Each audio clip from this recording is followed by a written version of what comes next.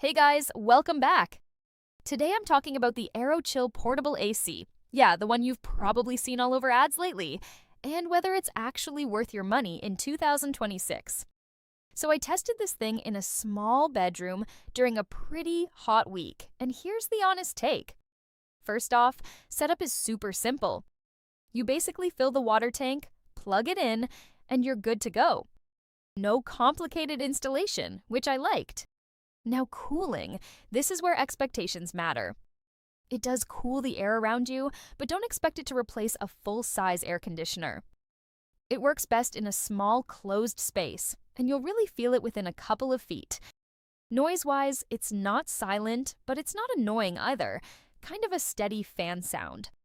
Battery life is decent, but again, it depends on the mode you use. So here's the bottom line. It's fine for personal cooling, not for whole room AC replacement.